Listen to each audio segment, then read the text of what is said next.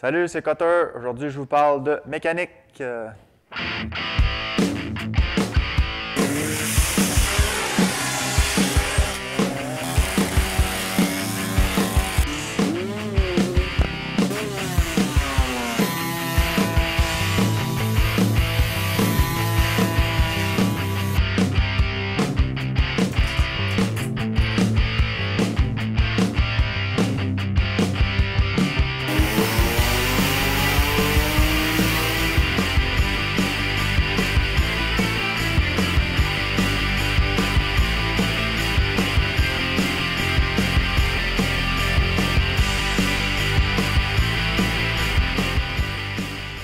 Salut tout le monde, bienvenue chez Multimécanique PJ. Donc, comme je vous disais dernièrement, mon moteur est rendu à 200 heures. Ça fait une coupe de pistons que je change depuis ce temps-là, mais je n'ai jamais fait refaire le crank.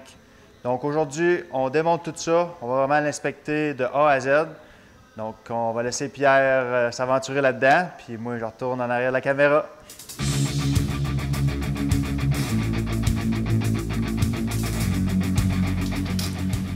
La première chose à faire, ça va être de vider l'huile moteur. Je dis l'huile moteur, mais dans le fond, c'est plus l'huile à transmission. Parce que sur un moteur 2 temps, le moteur est lubrifié avec l'huile qu'on met dans le gaz. Donc, on dévisse la plug en dessous. On laisse couler ça. Ensuite, on va démonter la tête. Donc, 6 notes qui tiennent la tête. Une coupe de washer en dessous de ça. On va lever la tête. On va inspecter le O-ring, que ça a de l'air. Ensuite, Pierre va démancher le couvert pour la power valve. 4 petites bottes qui tiennent ça. Puis il va y avoir un petit levier à démancher là-dedans. Là. Oh, le couvert est collé. On va cogner un petit peu là-dessus pour le décoller. Ensuite, il va démancher l'autre couvert pour accéder à la power valve. Ça va être bon à vérifier là-dedans parce qu'il y a beaucoup d'accumulation d'huile. Des fois, ça vient gommer. Il faut nettoyer ça. Vérifier si la power valve fonctionne bien. On va même démancher les deux petits couverts sur le côté parce qu'il y a deux autres valves qu'il faut vérifier de chaque bord. Ça, c'est les valves qui rouvrent juste vraiment à haute vitesse. On va tout vérifier si ça fonctionne là, normalement. Faire sûr qu'il n'y ait pas d'accumulation de carbone ou d'accumulation d'huile là-dedans. Là, il va venir démancher le petit bras. Ça, c'est l'actuateur de la power valve. Lui, il va servir à titre de levier pour venir rouvrir notre power valve quand le régime moteur est élevé. Ensuite de ça, on va slacker le cylindre, dévisser les notes. Il y a 4 notes qui tiennent notre cylindre, une dans chaque coin. Ensuite, Pierre va enlever l'intake boot. Donc, il y a les reed valves qui sont là. On va pouvoir inspecter ça en même temps, voir si tout est conforme. Souvent avec le gaz, ça se magane, ça devient effrité. Le boot, ben, il peut venir craquer, il peut venir sec. Donc on va vérifier, faire sûr qu'il est en bon état, qu'il n'y a pas de crack. Les reed valves aussi, faire sûr qu'ils sont en bon état, qu'ils ne soient pas effrités. S'ils sont craqués, s'ils sont maganés, ça va être à remplacer. Ensuite, Pierre va lever le cylindre. Tranquillement, exposer le piston. Donc faire attention, faire sûr qu'on n'a rien oublié, qu'il n'y a rien d'accroche. On va inspecter le piston comme il faut, même si on va le remplacer pour faire sûr qu'il n'y a pas rien de brisé. Maintenant, on va enlever notre piston. Donc, deux petites surclips enlevées. Petit tournevis, on praille dans la coche pour enlever nos surclips. Pierre, lui, l'outil spécial pour tirer sur la pin. Donc, c'est un puller qui va faire sûr qu'on ne brise rien d'autre. Donc, on l'installe d'un bord à l'autre du piston. Ça va nous permettre de ne pas frapper, de ne pas donner de coups là, sur notre crank. Donc on a juste à dévisser pour tirer sa pin. Et voilà. La pin est un petit peu usée. Donc on va faire ça d'en mettre une neuve avec le nouveau piston. On va vérifier notre bearing. Ensuite on va enlever les petites guides de cylindre. On va enlever notre gasket. C'est sûr qu'on va mettre un gasket neuf. Ça, on ne perd pas de temps avec un vieux gasket. On change ça toutes les fois. Donc là, on a un petit jeu sur le crank. Vérifier, faire sûr que c'est d'inspect. Donc on avait 0.5 mm. Donc c'est quand même d'inspect. Le shop manuel indique jusqu'à 0.75 mm de lousse sur la bielle. mais il y a quand même de l'usure là, sur le crank. Donc en théorie, le crank il sera encore dans les specs. Sauf que moi je le remplace quand même. Là. On va enlever le kickstart pour pas qu'il soit d'un jambe. Donc là, on va enlever notre shifter. Ensuite de ça, on enlève la flywheel. Le washer qui va avec. Maintenant, on va installer le puller pour tirer là-dessus. La flywheel est pressée en place sur un shaft conique. Donc, essayez pas de frapper ou de l'enlever. Il y a une seule façon, c'est d'avoir le puller spécial pour ça. Ensuite, on a 3 vis qui tiennent notre magnéto en place. Il ne devrait pas être trop serré. Alors, remarquez bien la position qui l'était. Il se faut d'avoir une flèche avec une coche dessus. Nous autres, on avait joué un petit peu sur le timing. Donc, on sait qu'il était déplacé un petit peu. Il n'était pas nécessairement sur la flèche. Là. À vous de voir le vôtre vraiment exactement où il est. Vous pouvez faire une petite marque au crayon pour faire sûr de la remettre à la même place. Ensuite, on va enlever le chemin de clé qui tenait notre magnéto en place. De l'autre côté, bien, on va ouvrir notre couvert, aller voir notre clutch, puis démonter ça. Donc, il y a plusieurs vis qui tiennent le couvert en place. Pas obligé de débrancher toutes les vis qui sont là. Donc, il y a des vis stratégiques à enlever. Celle en haut du couvert. Et puis, il y a une vis ou la pompe à l'eau à démancher. Donc, on voit que ça commence à couler. Donc, le couvert a pris du lousse un peu. Et voilà, c'est pas plus compliqué que ça. On a accès à notre clutch.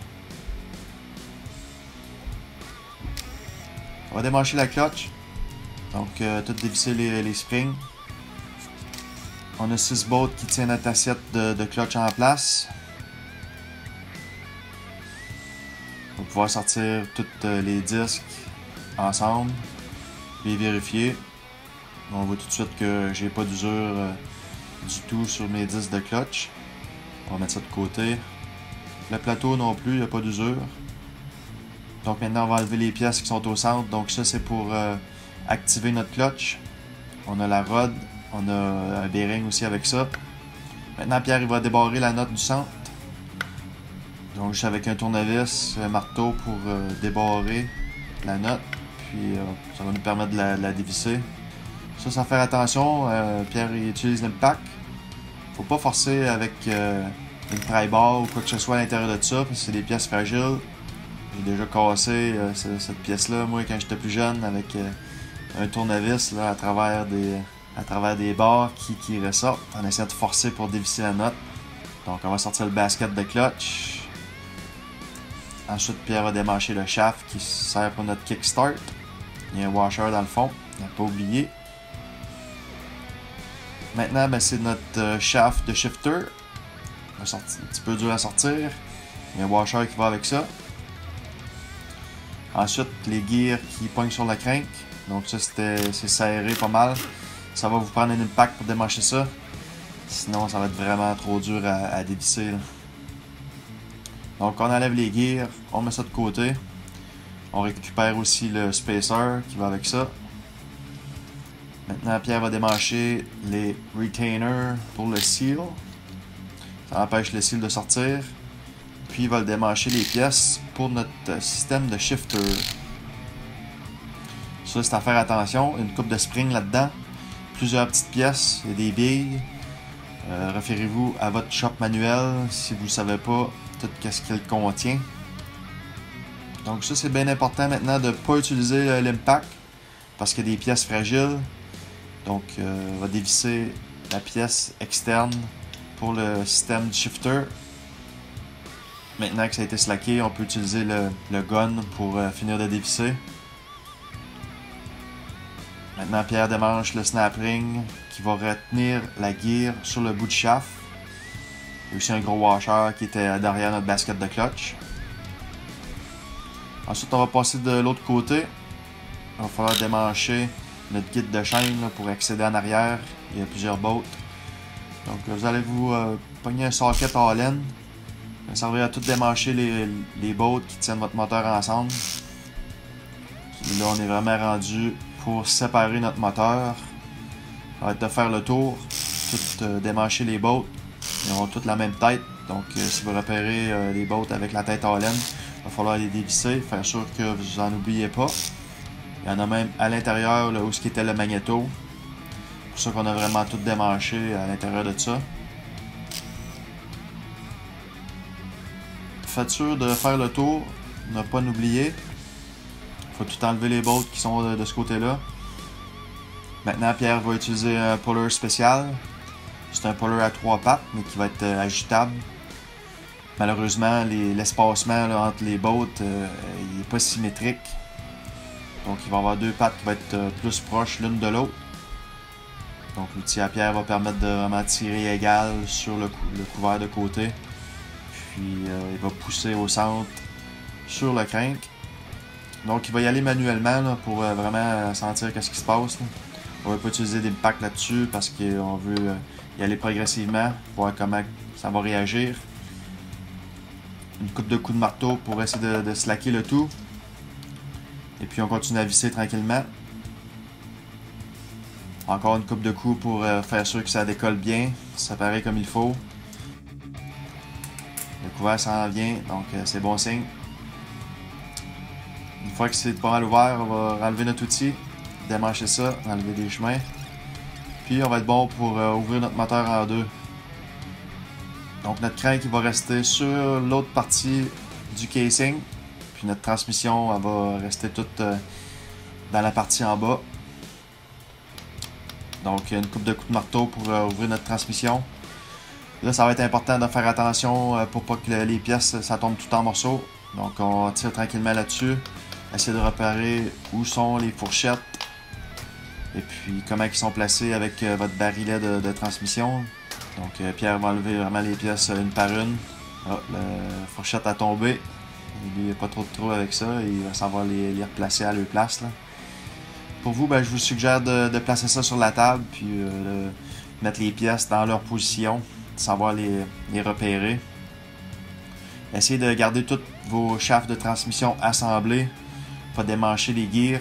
Comme ça, ça va être plus facile à replacer. Là. Donc on démanche vraiment les shafts un par un. On met ça de côté. Maintenant, on va inspecter nos bearings.